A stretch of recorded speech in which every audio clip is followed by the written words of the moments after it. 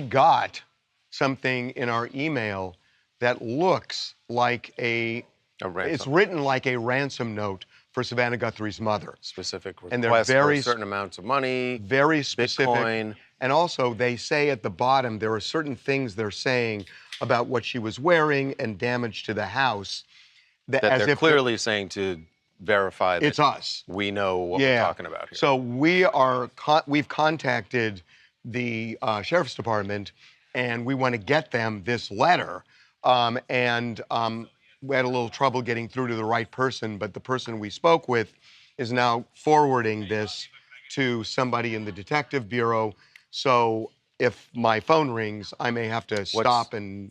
What's interesting is, there was just a news conference that just ended with the sheriff, and he was asked about, and we're going to do this segment in a few minutes, but he was asked about a ransom note, and he just said, we're following all leads. Yeah, and again, we don't know if this is legit, right. if it's authentic or not, but when you read it, they're acting as if, only we would know these things, right. And we're serious, and there's a dollar demand and an or else in there. Mm-hmm. So, if you're drawn to the stories hidden in the shadows, subscribe to Dark Corner True Crime, where every case has a secret waiting to be uncovered. January 31, 2026, began like any other day for Nancy Guthrie, an 84-year-old woman living in the quiet, picturesque community of Catalina Foothills, just outside Tucson, Arizona. Known to her neighbors as warm, kind, and independent, Nancy had lived in the same home for decades, cultivating friendships and a sense of stability that many in the area admired. That evening, she attended a family dinner, sharing laughter, conversation, and the small joys of life with her loved ones. Her return home was uneventful, routine, the kind of ordinary night that would never hint at the extraordinary chain of events to come. Around 9:45 p.m., Nancy was dropped off at her house. She entered the home, closed the garage behind her, and settled in for the night. At first glance, everything seemed normal. Lights were on, her personal belongings remained where they should, and the doors were locked as usual. But beneath the calm surface, a storm was silently brewing. That night, Nancy would vanish under circumstances that would puzzle investigators, horrify her family, and grip the nation's attention. The first signs that something was wrong emerged the following morning. Nancy did not attend a scheduled virtual church service, an unusual break in her routine. Friends attempted to contact her, but calls went unanswered. By midday, concern turned to alarm. Family members drove to her home, only to find the house quiet, the doors locked, and no sign that Nancy had left voluntarily. Her purse, phone, and medications were untouched. There were no footprints in the snow, nothing indicating that she had wandered off. The realization was chilling. Nancy Guthrie was missing. Law enforcement arrived quickly. The scene inside the home suggested urgency. Subtle signs hinted that something was amiss.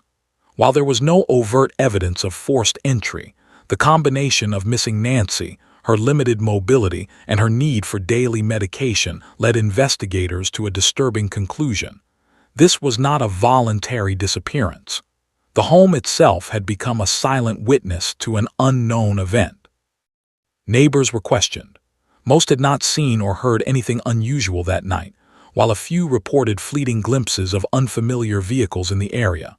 Surveillance cameras, where available, captured only brief, unclear moments of movement, an indistinct shadow passing by, a car slowly driving past. It was not much, but it was something. Something that would become the first thread investigators would follow in the unraveling mystery of Nancy Guthrie's disappearance. By the end of that first day, her family, neighbors, and authorities alike were united in a single, desperate goal: find Nancy. The ordinary night had transformed into a harrowing search for answers, and the questions that would dominate the coming weeks were already clear. Who took her? Why and where could she be? In Catalina Foothills, a quiet community now stood on edge, and the search for Nancy Guthrie had only just begun.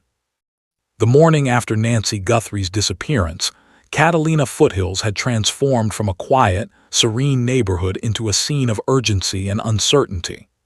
Law enforcement arrived quickly, led by the Pima County Sheriff's Department, immediately treating the home as a potential crime scene. Every inch of the property was examined, meticulously documented, and preserved for forensic analysis.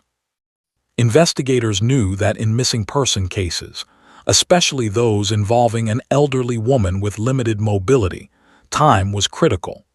Every hour that passed without answers increased the risk to Nancy's safety. A lock of hair, drop of blood, something mailed to somebody so they could verify, yes, in fact, these people have my mother. Kidnappers want to get paid quickly. They don't want this thing to linger. If you're negotiating with another drug dealer in South America somewhere, it could go on for a few weeks, a month, until they get bored and decide this is not worth it. And it's either pay up or we're going to kill this person. And it's always a negotiation, right? The first figure they throw out is never what actually gets paid, like any good business deal. There's going to be a negotiation, but it's going to be a fast and hard one. And there's been no negotiations. No one's called up and said, hey, where's my money? That hasn't happened. For the simple reason is nobody's kidnapped her, I don't think. If you're a good kidnapper, you're going to grab the medication on the way out the door because you're going to have to take care of her. You're going to have to keep her alive and healthy, right? So it shows a total lack of planning, the total lack of forensic evidence of anyone being in that house, of grabbing her, is another clue that she wasn't kidnapped. You know, you walk in somewhere, you're going to leave something. I don't care who you are. You're going to leave some DNA, some footprints, some fingerprints, blood if anyone gets cut on glass or whatever. You know, listen, the FBI is great at crime scene processing. They've been processing this thing for, 6, 7, 8 days now. They've got nothing. If they had something, we'd have heard. Inside the home, detectives observed details that at first glance might have seemed minor. Nancy's personal items, such as her purse, phone, and medications, were left untouched. Some furniture appeared slightly out of place, though nothing seemed overtly forced or broken. While there were no signs of a violent struggle, investigators understood that appearances could be deceiving. The absence of forced entry and the orderly nature of the home suggested that whoever entered may have been careful, deliberate, and possibly familiar with the layout. Neighborhood canvassing began immediately. Officers and volunteers went door to door, asking residents whether they had seen anything unusual the previous night. While most reported nothing suspicious, a few mentioned glimpses of unfamiliar cars parked near the neighborhood or strangers walking through quiet streets. Though initially considered minor, these tips were documented and cross-referenced with surveillance footage. Cameras from nearby homes and businesses were collected for review, even if the images offered only brief, shadowy glimpses of movement. Investigators knew that in cases like this, small details could become critical pieces of evidence. Simultaneously, the family was interviewed extensively. Investigators sought to understand Nancy's routines, relationships, and recent interactions. By reconstructing her final hours, they could establish a timeline to narrow down potential windows during which she may have been taken. Friends and neighbors were questioned as well, revealing small observations, such as unusual phone calls or unexpected visitors, which collectively began forming a more complete picture. Law enforcement also coordinated with federal agencies, including the FBI, bringing in additional resources for the search and forensic analysis. Digital evidence was collected. Phone records, emails, and online activity were scrutinized to determine if Nancy had been contacted by anyone suspicious or if there were hints about her disappearance. By the end of the first few days, the investigation had shifted into high gear. The combination of forensic analysis, community reports, and digital evidence gave law enforcement the beginnings of a lead, though Nancy's location remained unknown. The neighborhood, once peaceful, was now a landscape of caution, with every resident aware that something extraordinary and troubling had occurred. The search for Nancy Guthrie had officially become a high-stakes investigation, one that would test both the limits of law enforcement and the resilience of a community hopping for answers. As the investigation into Nancy Guthrie's disappearance deepened, law enforcement faced the challenge of piecing together a story from fragments of evidence. The first days had yielded no direct sightings, no witnesses who could confirm her whereabouts, and very little physical evidence. Yet, even in these early hours, the investigators knew that small, overlooked details could be the key to unraveling the mystery. One of the first promising developments came from surveillance footage collected from homes and businesses near Nancy's residence. Most of it was inconclusive, shadows moving through the night, blurred cars on quiet streets, but one clip stood out. It showed a figure approaching Nancy's home late at night, partially obscured and moving cautiously. Though the image was grainy, the timing coincided with the window during which Nancy disappeared. Detectives began analyzing every aspect of the footage: the person's height, gait, and the faint outline of what appeared to be a backpack or bag. While no identity could be determined yet, the footage provided the first concrete visual clue. Meanwhile, forensic teams conducted an exhaustive sweep of Nancy's home. Surfaces were dusted for fingerprints, rooms were examined for signs of forced entry or struggle, and items were carefully collected for further laboratory analysis. Investigators knew that even the smallest trace, skin cells, fibers, or fingerprints, could lead to answers. While the home appeared mostly undisturbed, subtle indications suggested someone had been careful to leave little evidence behind. The investigators' job was to find those hints and turn them into actionable leads. At the same time, the community played an essential role in the investigation. Law enforcement relied on neighbors and local residents to provide tips, watch for unusual activity, and recall even minor anomalies. Every call and observation, no matter how trivial it seemed, was cataloged and compared against other reports. A passing car at an unusual hour, a stranger walking near the neighborhood, or an unrecognized vehicle parked briefly could all become significant when combined with other clues. Digital evidence was another critical front. Investigators reviewed Nancy's phone activity, emails, and social media accounts to ensure there was no sign of prior contact with a potential abductor. At this stage, no evidence suggested she had planned to leave voluntarily, reinforcing the theory that she had been taken against her will. By the end of this crucial week, the pieces were slowly coming together, though the puzzle was far from complete. The combination of surveillance footage, forensic analysis, and community reports created the first tangible leads in the case. While Nancy Guthrie's location remained unknown, the shadows that had been captured in those fleeting images provided investigators with the first threads to follow in a search that would soon demand every resource available. By the second week following Nancy Guthrie's disappearance, the investigation had grown far beyond the confines of her quiet Catalina foothills neighborhood. What had begun as a local missing person case now involved multiple agencies, including the Pima County Sheriff's Department and the FBI, each bringing resources, experience, and specialized skills to the search. The community, once peaceful and undisturbed, now carried an air of vigilance and anxiety. Neighbors watched unfamiliar vehicles, took note of strangers walking past, and reported anything that could aid the investigation. Law enforcement teams expanded the search radius, combing nearby streets, parks, hiking trails, and even remote desert areas surrounding the neighborhood. Volunteers joined organized efforts, providing additional manpower to cover areas that investigators could not reach alone. Every tip was logged and verified, and every lead, no matter how small, was cross-checked with surveillance footage and witness accounts. Authorities understood that time was a critical factor, particularly given Nancy's age, mobility limitations, and medical needs. Inside Nancy's home, forensic investigators continued their painstaking work. Surfaces, furniture, and personal items were examined for trace evidence, fingerprints, DNA, and fibers that could reveal the presence of another person. Though initial results yielded few definitive matches, each new finding added to the growing database that could eventually point to a suspect. Investigators were especially focused on the faint disturbances in her home, suggesting that someone had been inside but had tried to leave minimal evidence behind. Meanwhile, public awareness efforts were ramped up.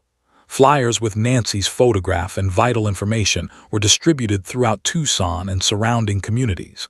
Media outlets covered the story extensively, ensuring that tips could reach a national audience.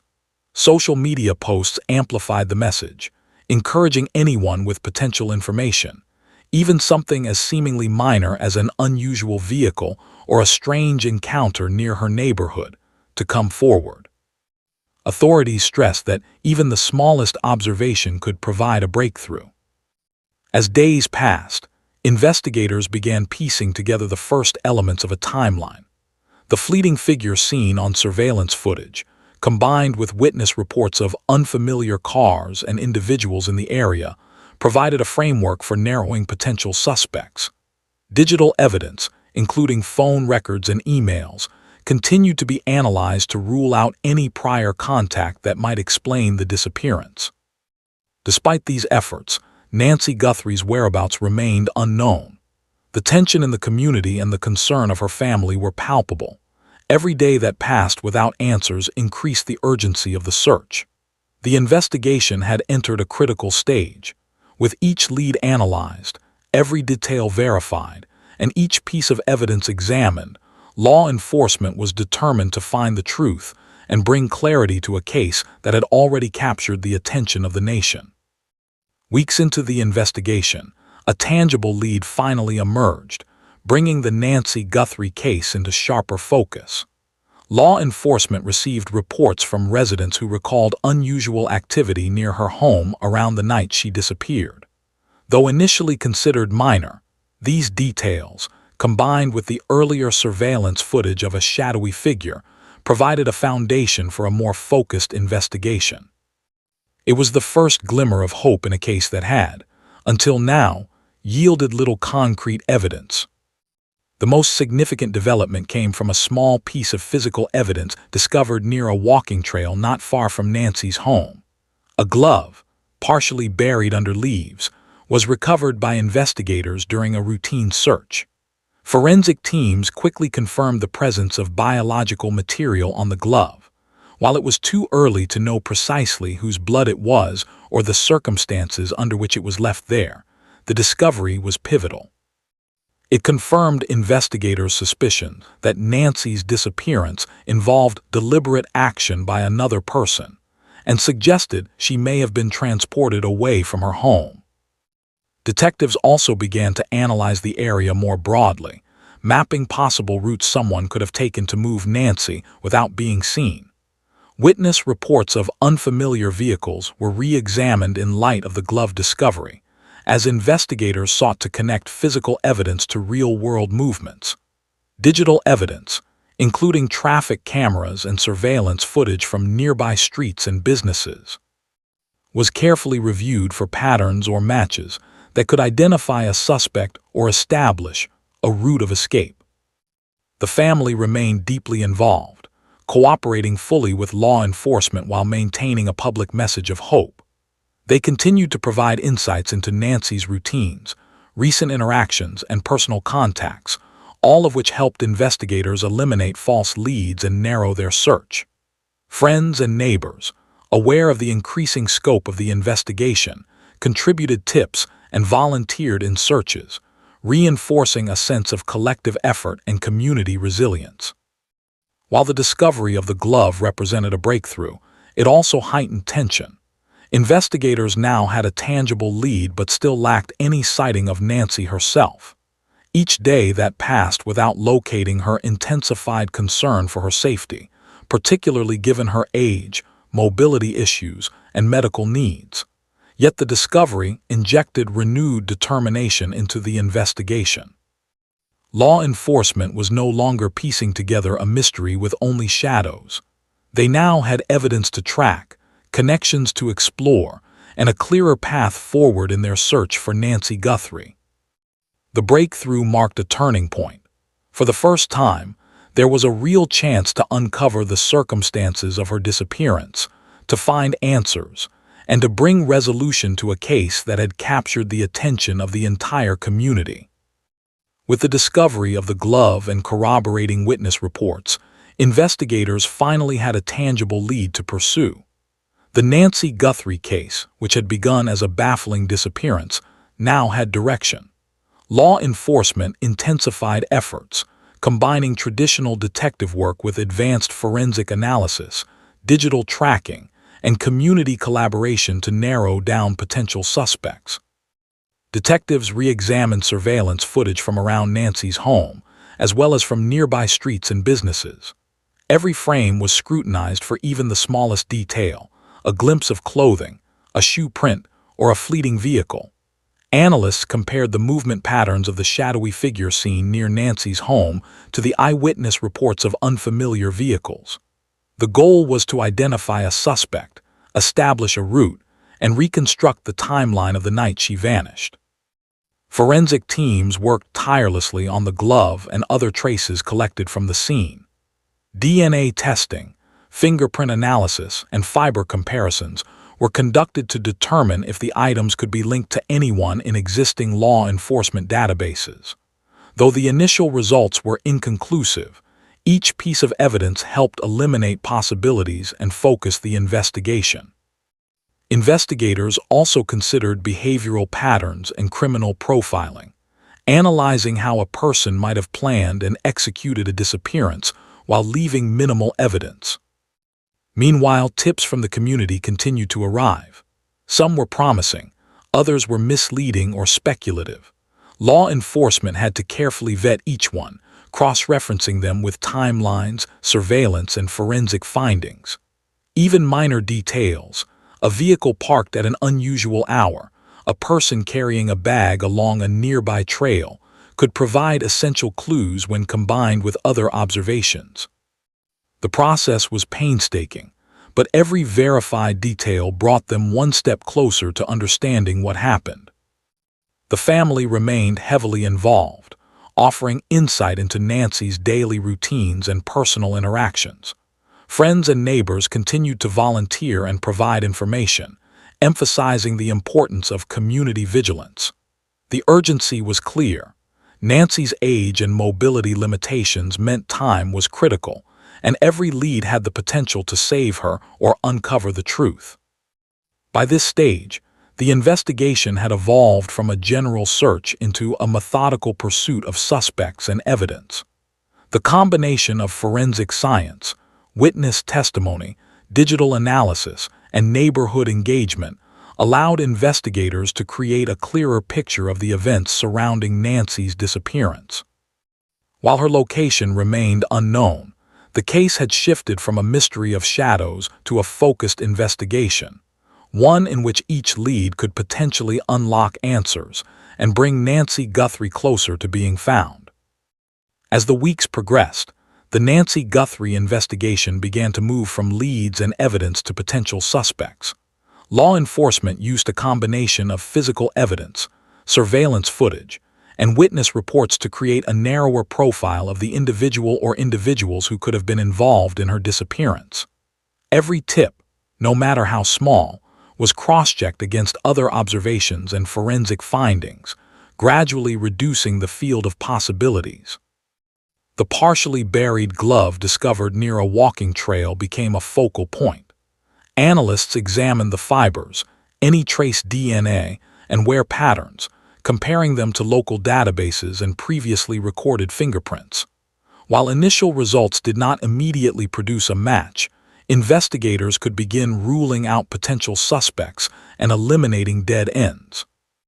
The subtle details, the glove's size, the type of material, even the smudges left in the soil, offered clues about the person who might have handled it and the circumstances in which it was discarded. Community cooperation remained crucial. Residents reported seeing unfamiliar vehicles, strange patterns of movement, and people who did not belong in the neighborhood. All of these observations were analyzed and mapped, forming a timeline of activity that investigators could compare to Nancy's disappearance. Analysts looked for overlapping details, such as a car seen by multiple witnesses or a person appearing near her home and the nearby walking trail on the same night. The process was painstaking but necessary to move closer to identifying a suspect. Investigators also revisited Nancy's digital life. Phone records, emails, and her routine communications were scrutinized to rule out personal connections that might have played a role in her disappearance. Nothing suggested she had planned to leave voluntarily, reinforcing the theory that she had been taken against her will. Behavioral profiling, combined with forensic evidence and witness accounts, began to build a psychological picture of the potential abductor, someone deliberate, cautious, and possibly familiar with Nancy's routines. Despite these developments, Nancy's location remained unknown. The case continued to challenge investigators, testing their persistence and the limits of available evidence. Yet, even in the face of uncertainty, the gradual narrowing of suspects provided direction, and law enforcement remained committed to following each lead with precision. The combination of science, witness testimony, and tireless investigative work laid the foundation for the hope that one day the mystery surrounding Nancy Guthrie's disappearance would be solved. Months after Nancy Guthrie vanished, the case remains open, ongoing, and deeply complex. While investigators have pursued numerous leads and gathered a wealth of evidence, her whereabouts remain unknown. The disappearance has become a source of unease and vigilance in Catalina foothills, transforming a once tranquil community into one constantly alert to the smallest anomalies. The family continues to advocate for Nancy's safe return. They have been active participants in the investigation, providing insight into her routines, contacts, and habits. Friends, neighbors, and volunteers have also supported the search, emphasizing the role of collective vigilance and community solidarity in a case that has captured national attention. The combination of public awareness and law enforcement diligence has ensured that no lead is ignored. Forensic evidence, surveillance footage, and witness accounts form the backbone of the ongoing investigation. Analysts continue to examine the glove discovered near the walking trail, potential footprints, vehicle reports, and digital records. Each detail contributes to building a clearer picture of the events surrounding Nancy's disappearance, even if the final pieces of the puzzle remain elusive. The story of Nancy Guthrie's disappearance is a stark reminder of how quickly life can change and how the ordinary can transform into the extraordinary. It is a testament to the persistence of investigators, the resilience of a community, and the hope that remains for families searching for missing loved ones. While answers have not yet been found, each day brings renewed efforts to locate Nancy and uncover the truth. For those following this case, the investigation continues, driven by the hope that one day Nancy Guthrie will be found, and that the questions that haunt her family and community will finally be answered. Until then, the search and the story remain a testament to determination, vigilance, and the enduring quest for justice.